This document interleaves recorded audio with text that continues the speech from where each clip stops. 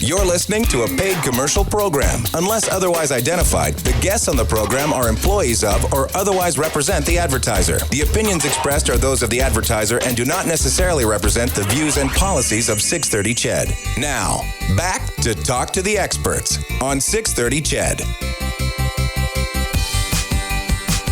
Welcome back to Talk to the Experts. Glad you could join us for today's show. We have Dr. Troy Davies here from Catholic Social Services, and we're talking about a number of the various programs that Catholic Social Services offers.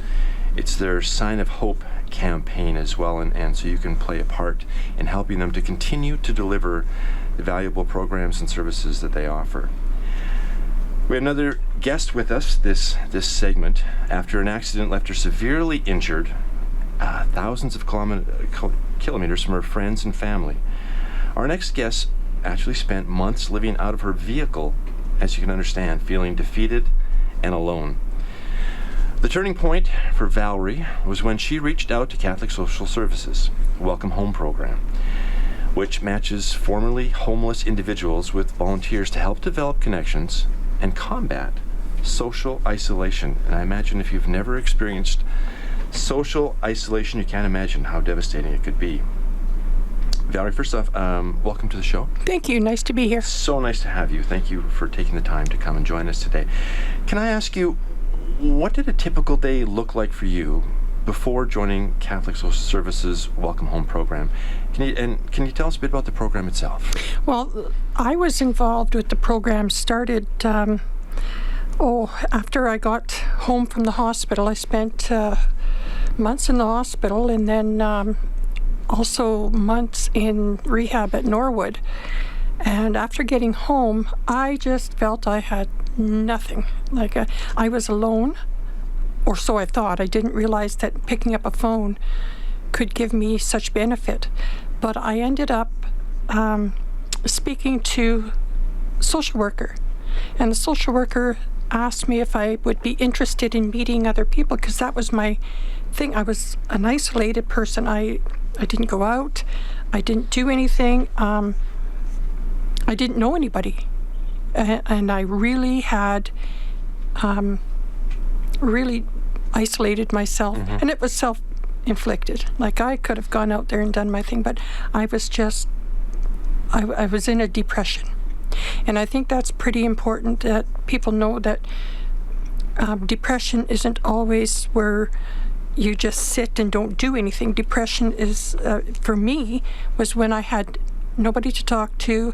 I would go and do my daily business. I had nursing that would come to the house, to my apartment, and change my dressing or put on my casts and things like that.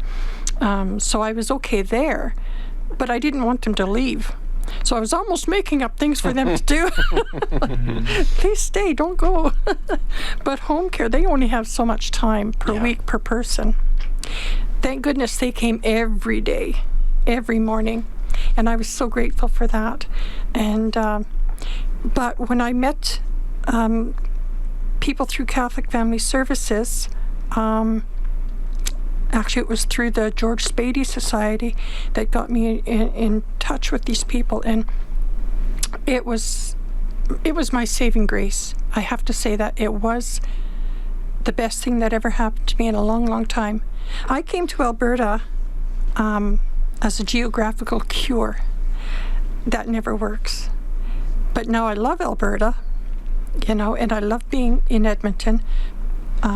Although my family and grandchildren and my great-grandkids, they're back in Saskatchewan. And Facebook and FaceTime and things like that is what, we match up together that way. But Catholic Family Services gave me the hope, and I mean hope, that there is somebody out there. And to be honest with you, I thought, you know what, I don't qualify. I don't know how qualified you had to be to, I thought, I don't know if I meet their standards or what I'm supposed to do.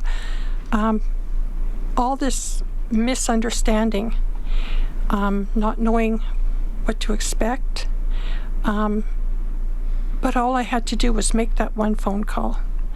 And we met at the offices, and my goodness gracious, you know, I was so impressed with the way they looked after me. And I was matched up with the Welcome Home. I was matched up with two beautiful ladies, Shelley and Sonia.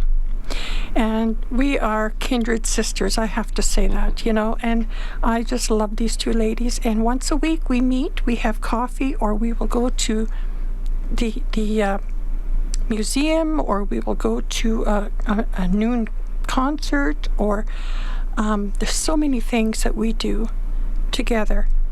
It just gets me out. And it's important for you just to have that one thing to look forward to every week. Just that one thing just warms my heart. And I cannot say enough about this program. It has saved my life. It has saved my sanity.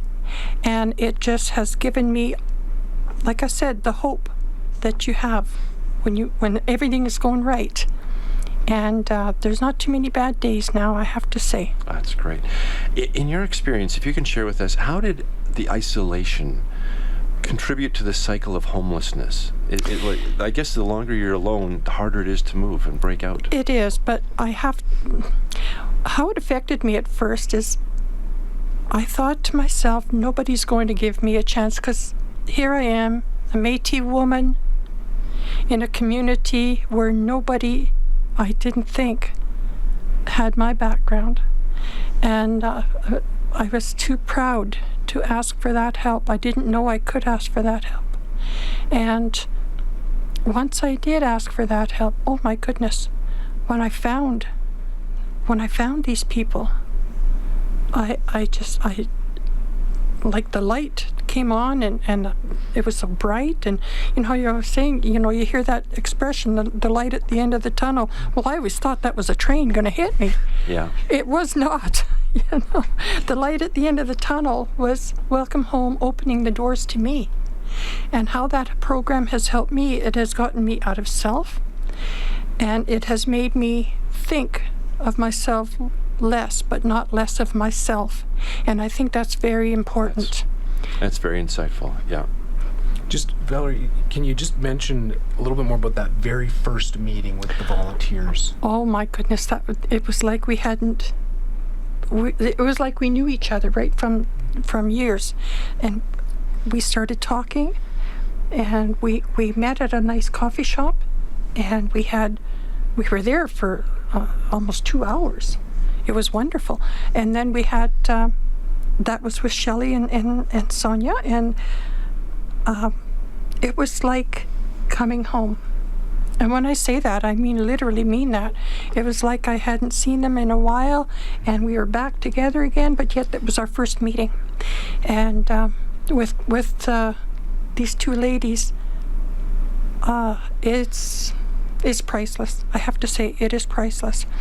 And to feel good about yourself again. For the longest time, I didn't feel good about myself.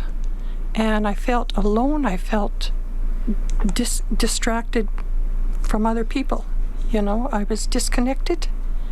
And you don't want to be at home feeling that way. No. Nobody should. Nobody should. And that's why, I have the attitude of paying it forward. So you see somebody out there, say hello to them. You might be their only smile that day, and I just remember what I went through.